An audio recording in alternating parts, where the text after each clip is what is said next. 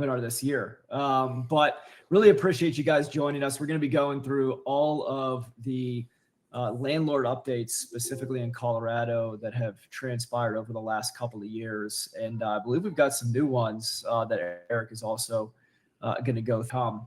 I've got Lon Welsh here with Ironton Capital, founder of Ironton Capital.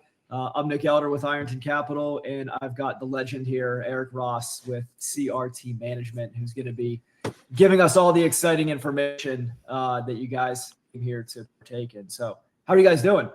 But guys, quick note before we get started from our attorney, we're not presenting any kind of investment opportunities here, but we still have to provide some disclosures at the beginning of our presentation. If at the end of our presentation and you get spooked and you want to sell your rental properties and potentially invest with Ironton Capital, feel free to reach out to us at the end. We're happy to run analyses for you.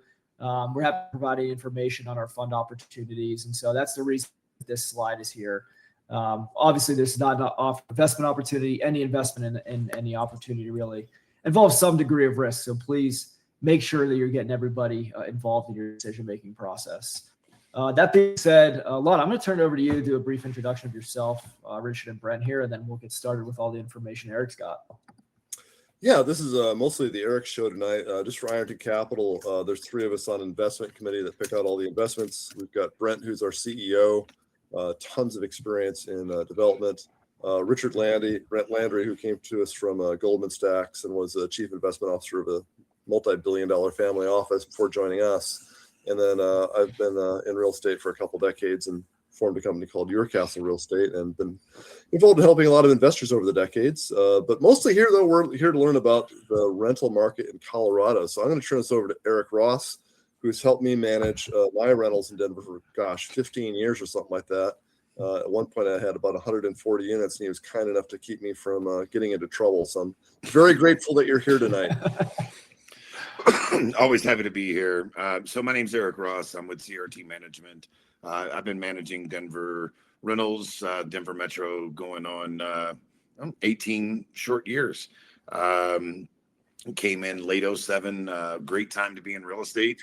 Went through 08, 09, and it's been a ride. And if you've been around for the last 3 to 5 years, we've had a swing in the market, and the biggest changes has been the overall legal landscape and tenant landlord law. My caveat is I'm not an attorney. I'm not providing legal advice either. We're just going to talk about how CRT Management has taken these laws and put them into practice. As we get towards the end, would love to have some questions as well. As Nick mentioned, if you've got a question, throw it down there, and we'll kind of go from there. So we've been reusing these slides for a bit because, well, it hasn't really changed. 9 new laws in 23. We had 24. In 2024, we had some changes.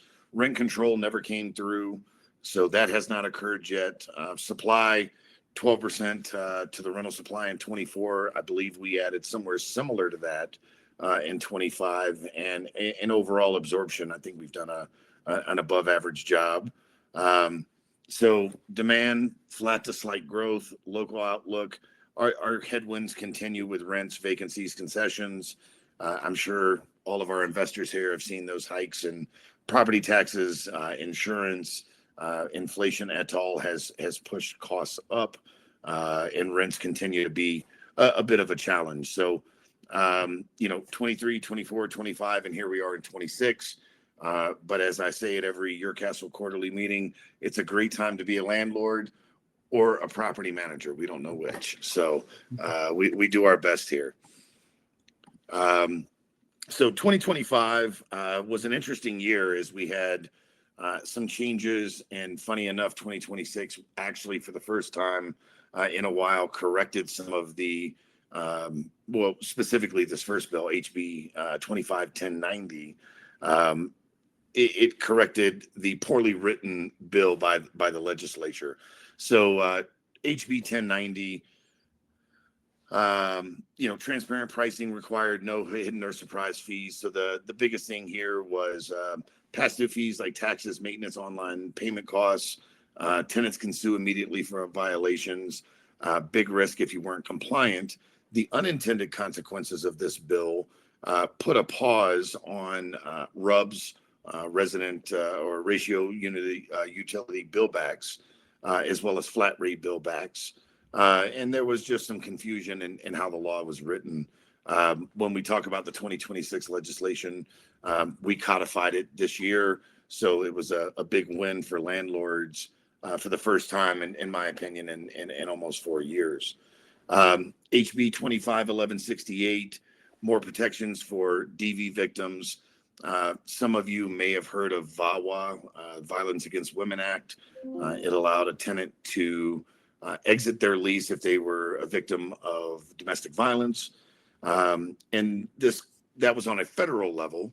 This codified it on the state level. It allowed early lease breaks, lock changes, which were a bit controversial. And then if a tenant was behind on their rent due to domestic violence, we have to provide them a payment plan, minimum $25 a month for 9 months to get them caught up. Doesn't change the way the overall amount owed goes. It just changes the way we have to work with them. HB 251108, no rent acceleration or fees after the tenant's death. I'm not sure who did this or why we have this law, but I guess there was some unscrupulous landlord that said, hey, we're going to charge you a lease break fee after someone's mom or cousin died, and kept their security deposit.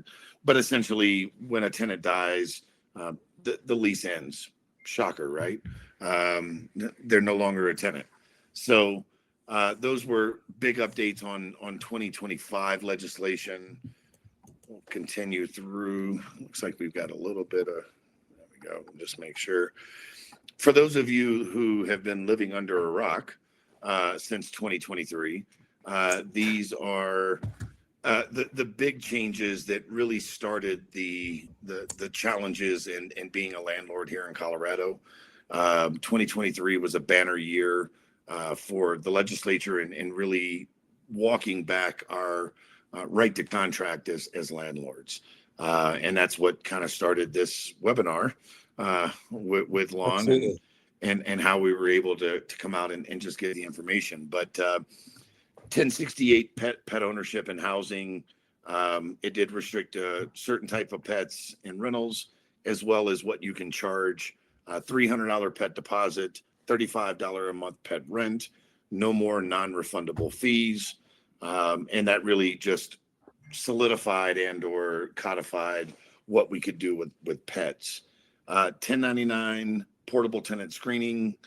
So tenants are allowed to provide a portable tenant screening, provided that it's 30 days old. It provides the amount of information that you need, credit score, background, etc. You can still run your own background check. You simply can't charge a tenant to do so. Let's see, prohibited provisions and rental agreements, disallows several clauses that had previously been standard. Big one here was a waiver to class action claims.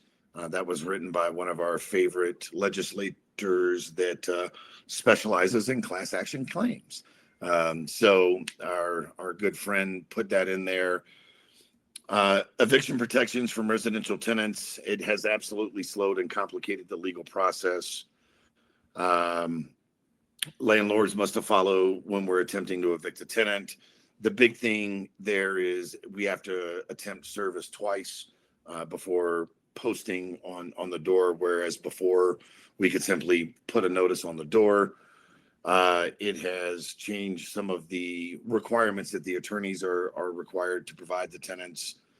So it is just complicated the legal process. 1186 remote participation. This is a carryover from COVID that allows the tenant to call in at court. So it makes it pretty easy.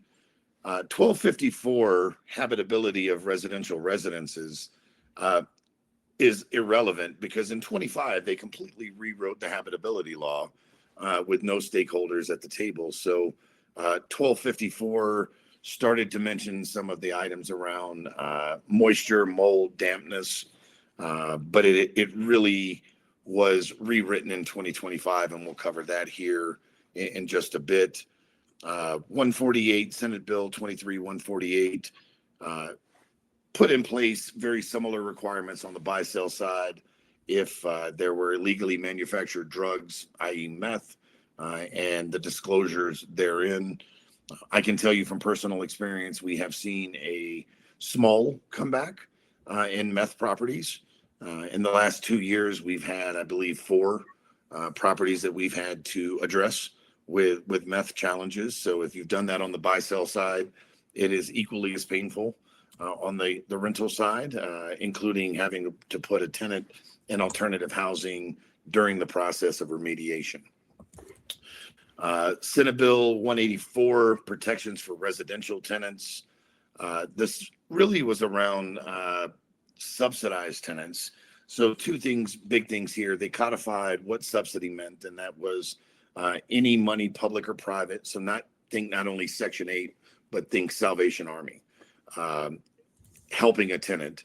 That became subsidized, and you could no longer use a tenant's credit score or negative information when it came to a subsidized tenant. So when we get an application in, if they notify us that they are subsidized, whether that be in the typical housing choice voucher, aka Section 8, or Salvation Army, CEDP, Colorado Economic Defense Project, Colorado Coalition for the Homeless, we simply don't run their credit because I can't use anything on it. It costs more. And do I really want to know what I have to put in? Probably not. So we can no longer use those negative items on that screening. And then the disclosure for radon information. So again, on the buy-sell side, very similar to lead-based paint. If you've tested for radon, we have to disclose that to the tenants. If it's above the EPA allowable limits, the tenant can request a mitigation system within 180 days. Otherwise, the lease can be void.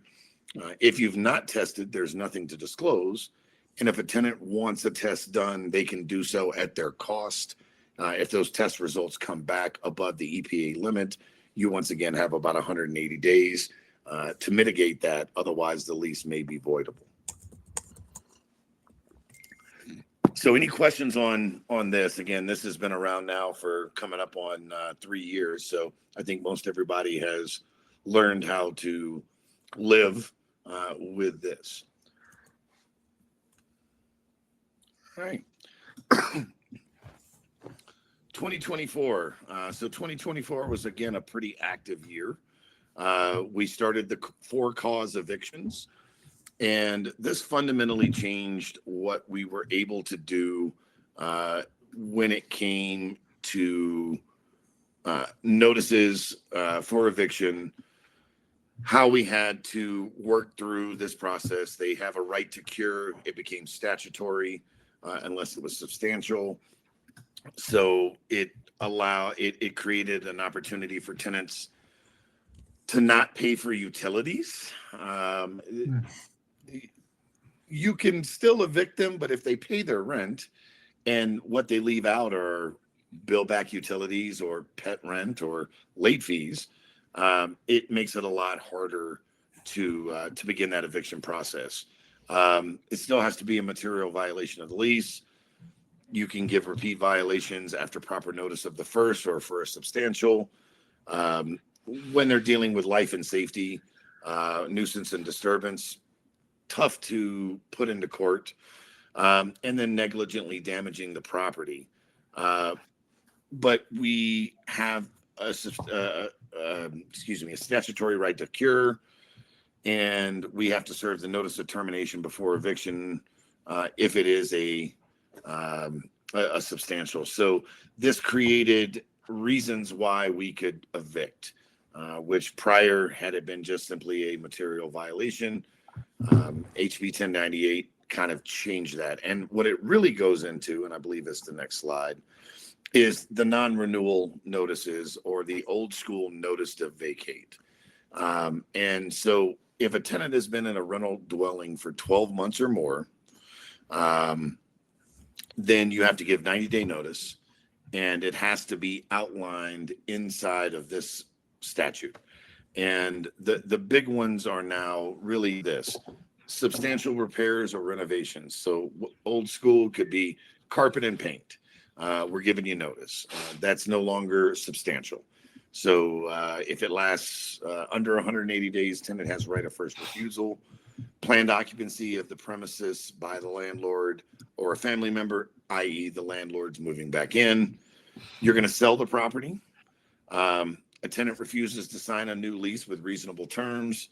And then the final item, a history of a tenant's late payment, more than 2 times, so 3.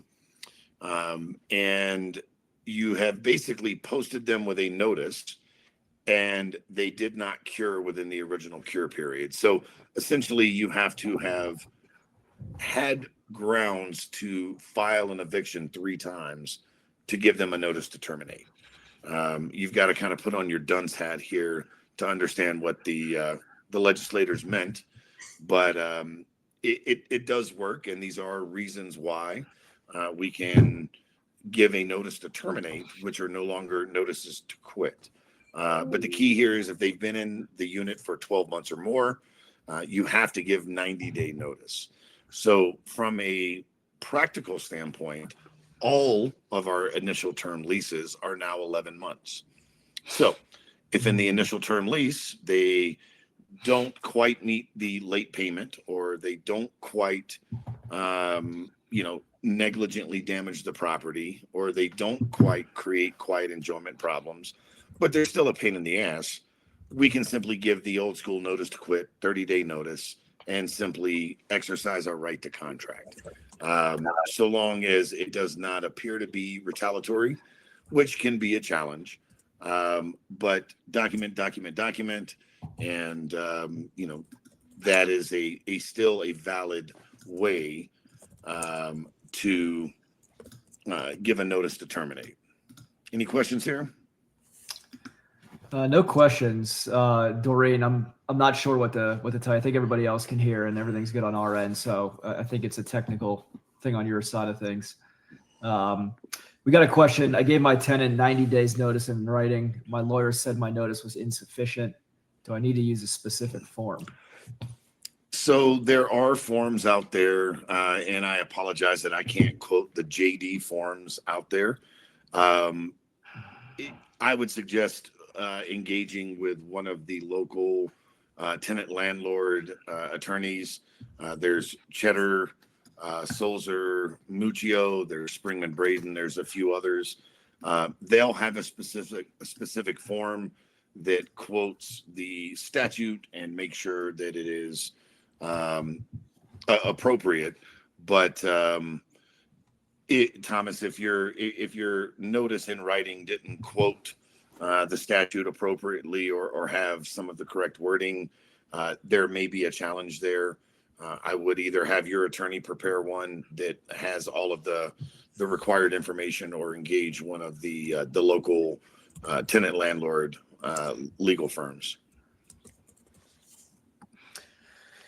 Eric, have you noticed eviction processes, like has it taken a lot longer now that we've got about 3 years of data here, or maybe 2 years of data for you to go off of? Is it taking a lot longer for evictions to happen, or have you actually not noticed much of a difference from before the law and now after?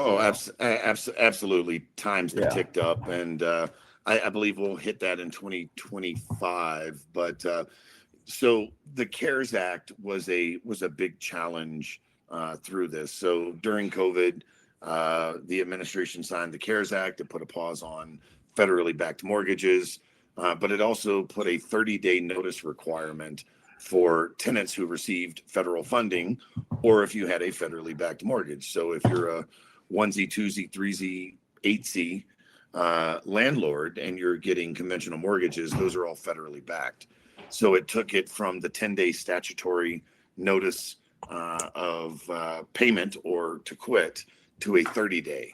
So from the get-go, we've already added 20 plus days to the notice period. And then we have absolutely seen an uptick in the amount of evictions that have occurred. And that's due to some of the requirements around, say, 2 times rent gross income, and some of the other legal requirements and what we can and can't deny housing for. So you add in the perfect storm of, changing the minimum requirements for a tenant, adding additional time around notice periods. And absolutely, we went from, let's call it 40 to 60 days to 75 to 90 days on its peak. So on average, we're somewhere between 50 and 70 days. We've definitely seen that uptick. And then you have the sheriff's departments, which are chronically understaffed, underpaid, and they're simply not able to keep up with the amount of writs of restitution that they're being sent. So yes, we have definitely seen it. So if somebody's non-paying, I mean, you could potentially be looking at least 75 to 90 days of them living in that property for free, essentially, before you could vacate them legally. Potentially, yes, and that's on the high end. Okay, got it. And at CRT, we've got some risk mitigation tools that we've been able to locate and employ to hopefully offset some of those risks in recouping some of that lost rent through a company called SureVestor that we've partnered with and have the ability to recoup up to 12 weeks of rent in the case of a full-blown writ eviction. And that's a huge part of what we do is, tenants and toilets, they're both shitty. But we back it up and really look at risk mitigation and how we can protect our landlords in a ever-changing headwind environment. Makes sense. Question here: what if a loan in non-QM? I'm not too sure what that means. Lon, any idea on QM? Probably something about qualified mortgages, but maybe the person could give us just a little more detail. Yeah, so around the CARES Act, if a tenant is Section 8 or Housing Choice Voucher, they receive federal funds. And if your loan is Fannie, Freddie, FHA, VA, you're typically going to fall under the CARES Act and require the 30-day notice. If you're using a First Bank or a Bank of Colorado portfolio type loan, those typically are not federally backed and they're locally funded. Those are not typically going to fall under CARES Act. And when other restrictions, screening applicants, what are the restrictions? 23,184. Let's jump back. 23,184. Considering a subsidized applicant's credit score when processing, as well as several other restrictions on landlord.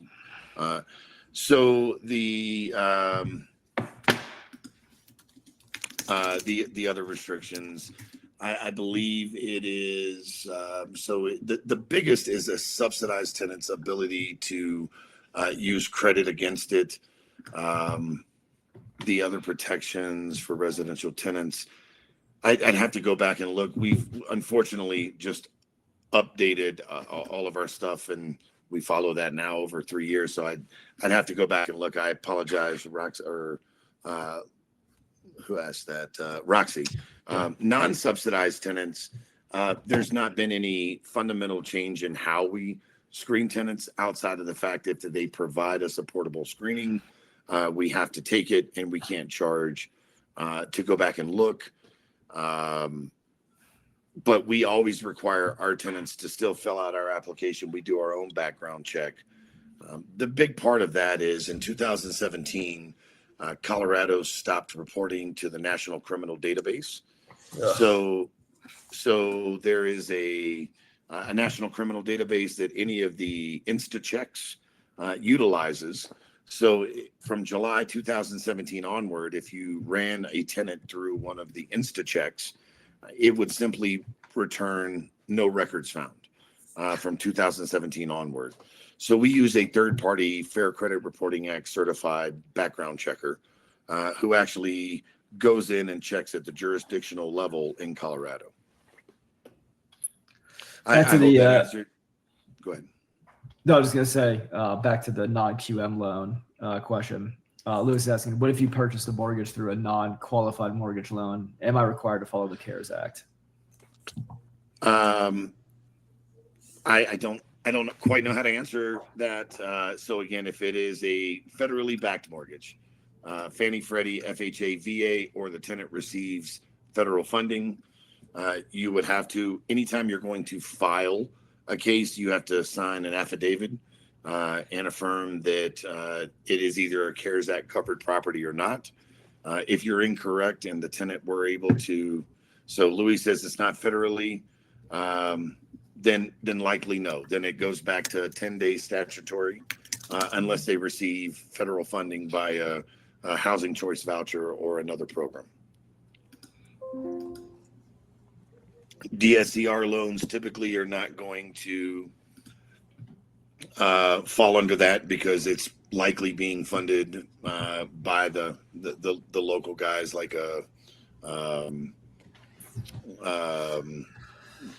well, I can't think of the name of the company, but typically no. They're going to be funding those loans by themselves. Thomas, Zillow's background checker, I don't know because we don't use them. So likely they are not doing jurisdictional level checks. So you're likely going to receive, there's, I believe, 11 or 13 states that don't report to the National Criminal Database. So you'll likely get very little back on them. They do great on credit. They do great on maybe past residences. But if they're using the National Criminal Database to do their background check, you're probably going to come up short there.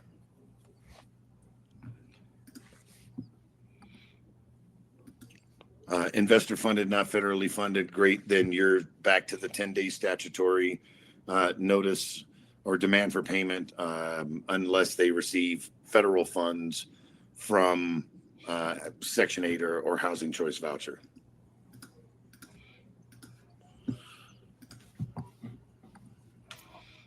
Let's see. Finishing up here on 1098. So we talked about the reasons why. New rules for notices and demands. It must clearly state the lease violation, what they need to do to fix it, and deadlines for compliance.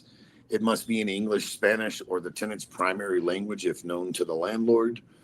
And they can be served by handing a copy to a tenant or a family member over the age of 15. If they are unsuccessful on the second attempt, they may post a copy visibly on the premises after that second failed personal or service attempt. So it has created additional cost for our process servers, as well as additional time. If I want to serve a notice on the 8th, I give ourselves 3 additional days. So now the effective date is the 11th.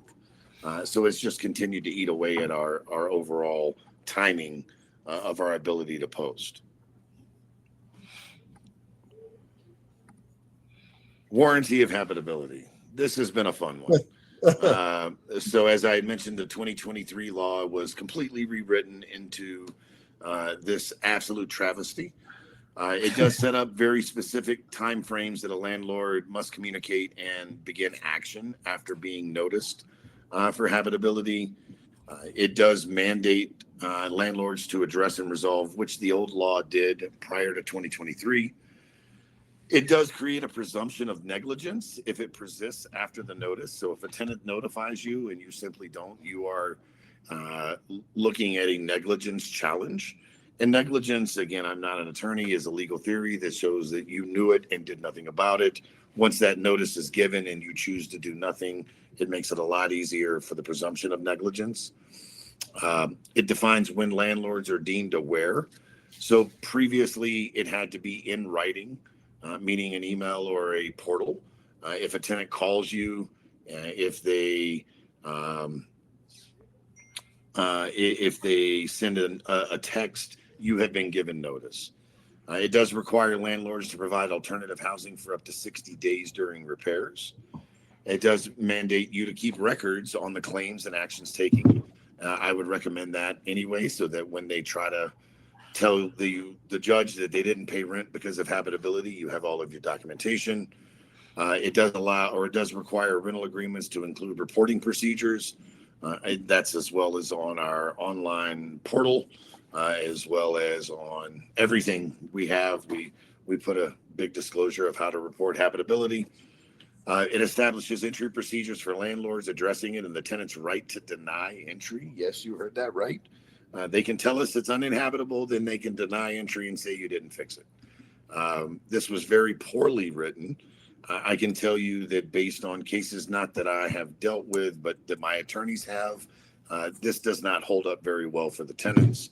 So at least the judiciary has taken a poorly written law and applied some minimal common sense in actual practice.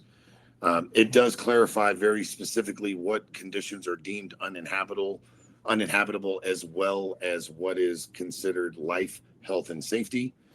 And it modifies tenant remedies and access procedures against, meaning that if you don't do it, the judges can rebate rent and give them some additional funds. So I'll pause here. It looks like we've got some questions. Yeah, once you're a tenant, let's say you do the 11 months on the renewal, can it be 11 or does it have to be 12? On the renewal, it's irrelevant at that point. So if you're in an off time, say your renewal is in October, you can do 7 months or 10 months to get back into a better time. You can do 18. Once you hit the 12-month mark, is really when that trigger exists for having to fall under HB 1098. So your renewal can be any length of time. You can go month to month. Just remember that month to month now is 90 days or quarter to quarter for the landlord, 30 days for the tenant. Can we inspect the property during tenancy? Absolutely. So just ensure your lease has a clause that allows a landlord to access the property during reasonable hours with reasonable notice, typically 24. Absolutely nothing wrong with you inspecting the property. The key here is to ensure that you don't infringe upon the tenant's right to quiet enjoyment. So if you want to inspect the property monthly or quarterly, you're probably pushing those limits. Our initial term leases, we typically are in the property about 75 to 90 days after a tenant moves in. And then to ensure that we meet the 90-day requirement of HB 1098, we're going to do an inspection at about 5 months prior to expiration. Awesome. And then you can't discriminate on Section 8 housing and also based on their credit. And you can't also deny them an application. Is that correct? Yes. Yeah. If they have a heartbeat and a voucher, it's really, really tough to deny them housing. Absolutely. Because the income requirement is 2 times rent, but it's 2 times rent of their portion. So a tenant that has no income and Section 8 is paying 100%, their portion is 0, and it's pretty tough. Does CRT management have leases for sale? I do not. I do not. But, and I'm not sure if he's on here, but if my good friend Greg Parham is on here, drop your info in the chat. If not, I think either Lon or Nick has Greg's information. Greg Parham is a real estate attorney. He does an amazing job. He does have leases for sale. He does update those annually. And I am fortunate enough that on occasion I get to teach classes with him. An amazing resource. So shout out to Greg if he's here. And if not, if one of you guys can drop that in the chat, we'd love to send you towards Greg. Awesome. It looks like Roxy, she got her lease from Greg. So there's a good testimonial there. So another question. This came up for me actually last week with my lovely tenant. The fridge went out in her unit. We immediately addressed it and we're actively working on it. She used this warranty of habitability, claiming the fridge was causing the unit to be uninhabitable. Sounds like tenant that knows the laws really well. They think they know the law well, and they'll all quote it. They'll all quote it to you, but in practice, is the key here. So Leah, absolutely, a non-working fridge is habitability.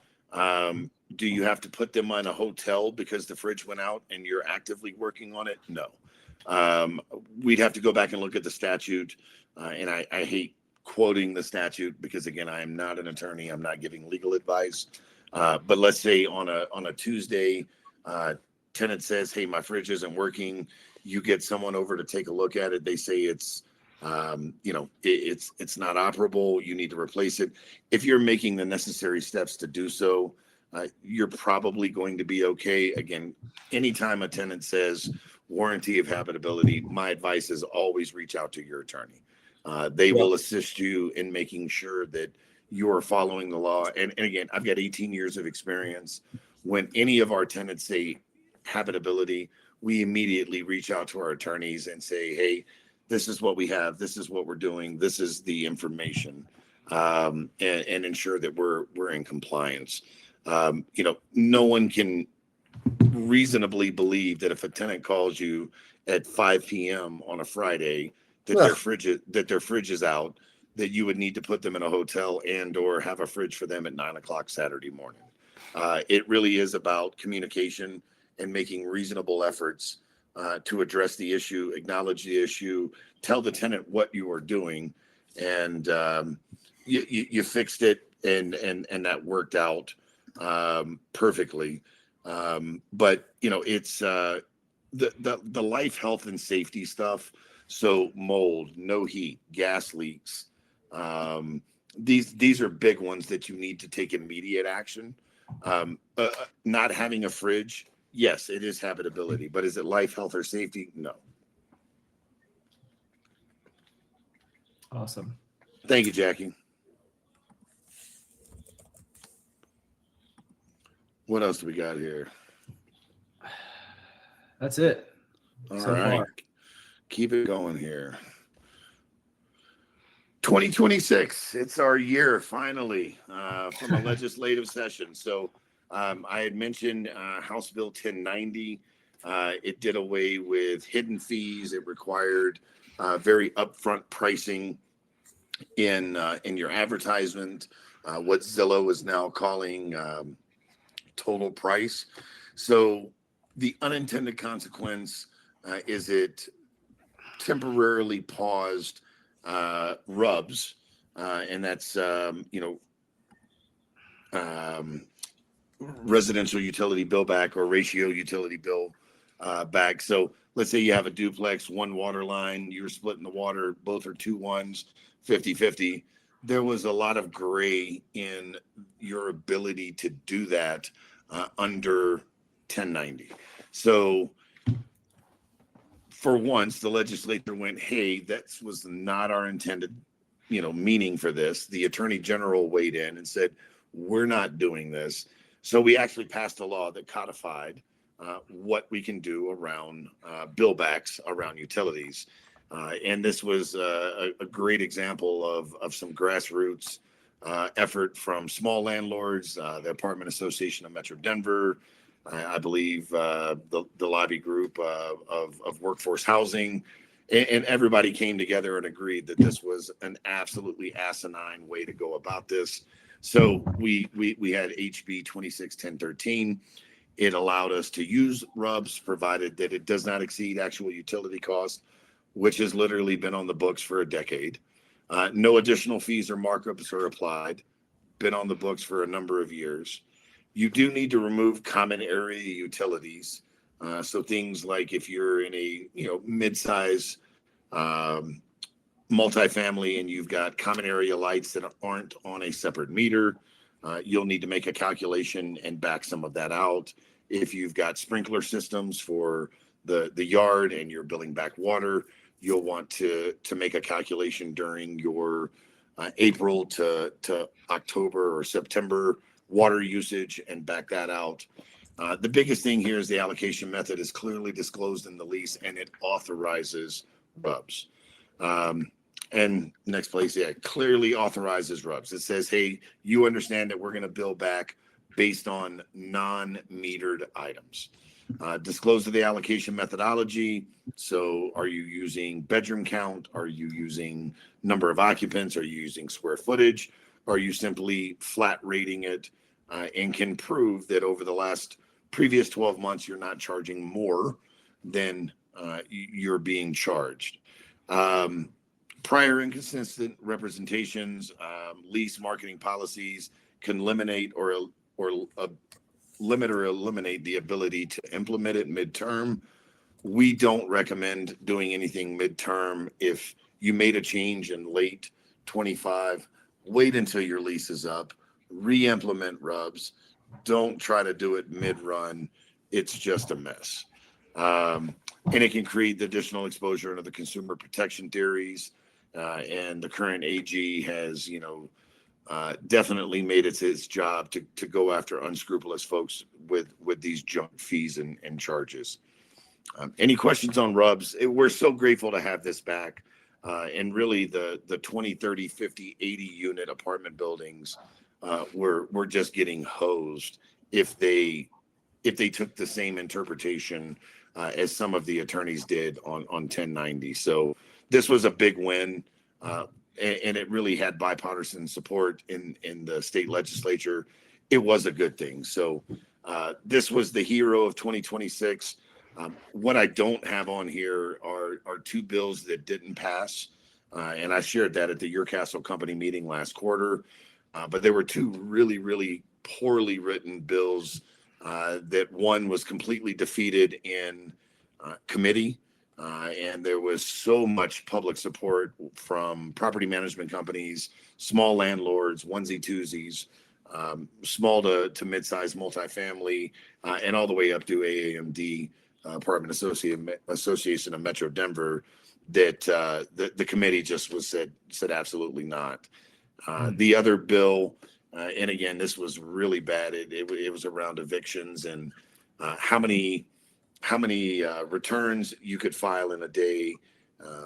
If the weather was above a certain degrees, hot or cold, evictions would be paused.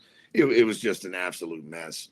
And they just didn't have the votes because, again, public outcry. So, for you private landlords, I send out during the legislative session, I send out calls to action. Lon has been kind enough to send that out to his network. When you see those calls to action, call your representative, send an email. It really made a difference in 2026. It didn't help that they had a 1 billion shortfall to address. It didn't hurt us that they couldn't find ways to pick on landlords as they had to deal with a $1 billion shortfall in the budget. So, and likely 27 will be in a similar place where they'll have a habitual shortfall and they may have to focus on that rather than us big bad landlords who are just trying to make billions and and rents, which is simply untrue. So this was a huge win for us this year. Do you expect these bad bills to come back in the future? Possibly. And that's kind of what I was speaking to in 2027. I expect, given the effects of the big, beautiful bill on the Colorado economy, irrespective of your political leanings, it did change the way taxation and revenue was generated in Colorado, which created a shortfall. I don't, and I'm not an economist, I play one on TV next to Lon, but I don't expect there to be any huge shift away from that shortfall that happened in 26. They'll have to focus on that likely again next year.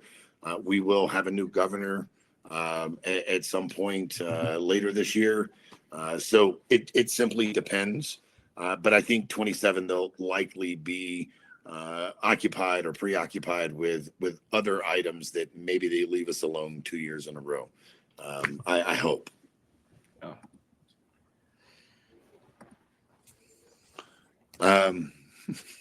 So these laws over the last really 5 years, so it's gone back to 21 and post-COVID, but it really matters in how you operate in your leases, in your documentation, in your absolute strict adherence to policy and procedure to protect yourself if you're a private landlord. If you're working with a property manager, make sure they're doing the same. Once you sign that agreement, you have reciprocal liability. So you are responsible for what they do and say. So make sure that your PM is doing a good job and has got this documented, and they've taken the past to navigate and circumnavigate some of these challenges over the last 5 years. We've been adjusting policies as they've come out. I've got a webinar tomorrow morning with Cheddar, Sulzer, and Muccio on what to look out for 2027. So I'll be able to share some, again, additional information. My contact information's there. Cell or email is the best way to get me. I love the questions. Again, love being here. It's always a blast. What questions do you have, guys? Yeah, guys, we've got 13 minutes, so feel free to send them over. This is your time to ask some good questions here.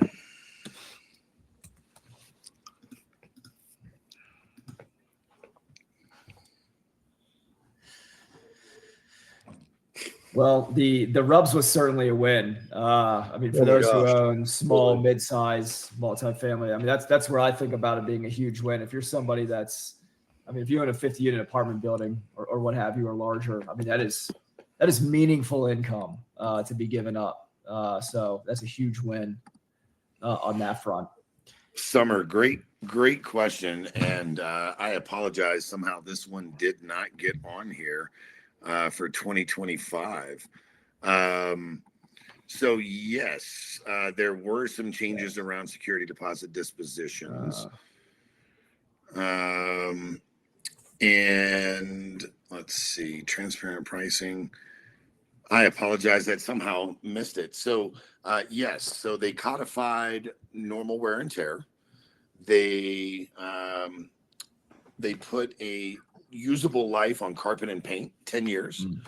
So which is great for the landlords. It was the only thing that actually out of that entire bill turned out to be okay. Is that I have a 10-year lifespan on carpet and paint. So if you're 2 years in, I can say that it has 8 more years, and I can charge you 80% of the replacement of carpet and paint if it needs to be replaced. It did say that if you have to replace a room of carpet, you can't charge them for the whole unit. And same with painting. It has to be broken down to the area that required it. It does allow for electronic disposition letters as well as monies. The tenant has to opt in and provide that information. It also requires walkthroughs at the end of the lease with the tenant if they request it, and you have to provide invoices and all other evidence of withholdings at the time of withholding. So it has created some additional challenges there. But again, most property management companies have already been on a very similar track prior to the legislation. Again, I feel like somewhere along the line, there was one asshole and then to make a law.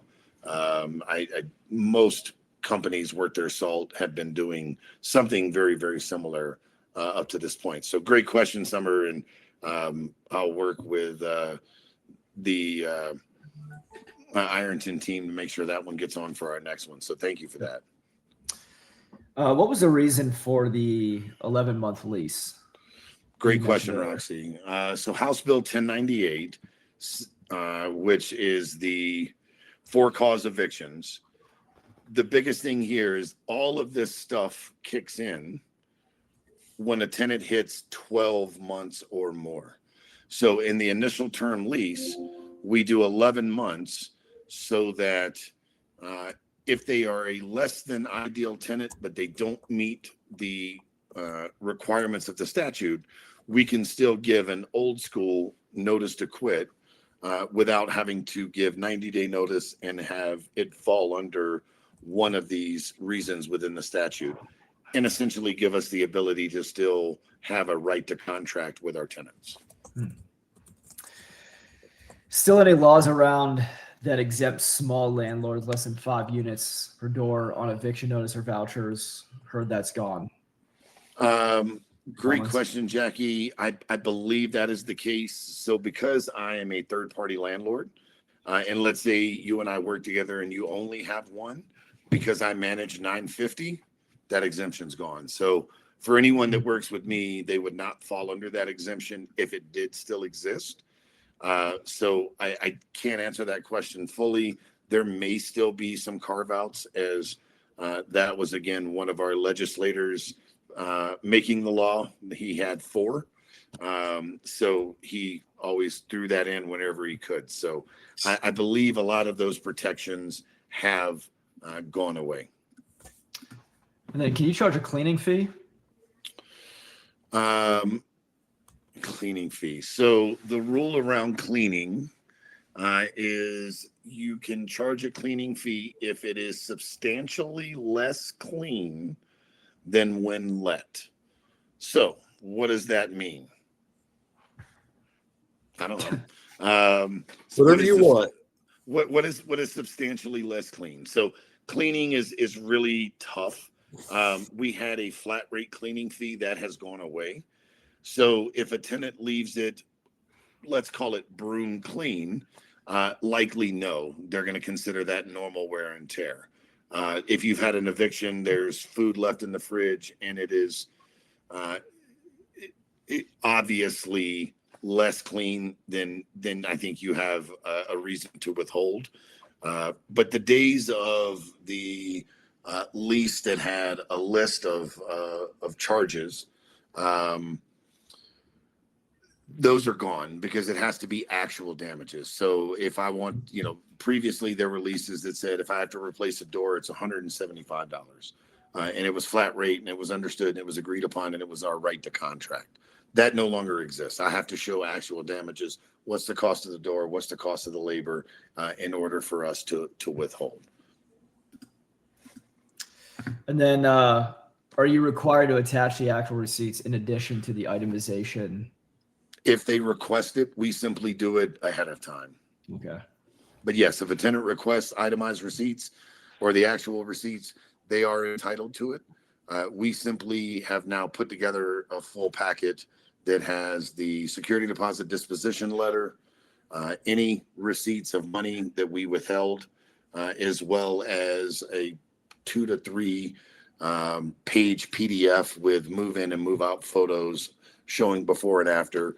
I'll tell you, it has created a little bit more work on the front end to get those dispositions out, but we have certainly seen less bitching and complaining because we show the tenant what it looked like when you moved in and what it looked like when you moved out, and the amnesia went away. Oh, amazing. Are short-term rentals affected by these landlord laws in general? I don't know the answer to that. Lon, do you have any And insight? so I think if it's 31 days or less, it's a whole different rule set. And I simply don't operate in that space. These are great questions. Yeah. They are. Eric, can we go back to your contact? Sir? Yep. Guys, ultimately, I mean, we're going to get to the end of the presentation. Perhaps you do have questions. So feel free to jot down Eric Ross's contact. If you're unable to, feel free to reach out to Lon or me. We can certainly introduce you to Eric. Always happy to help. And, I joke with people on the phone. I'm not a sales guy. I may sound like one.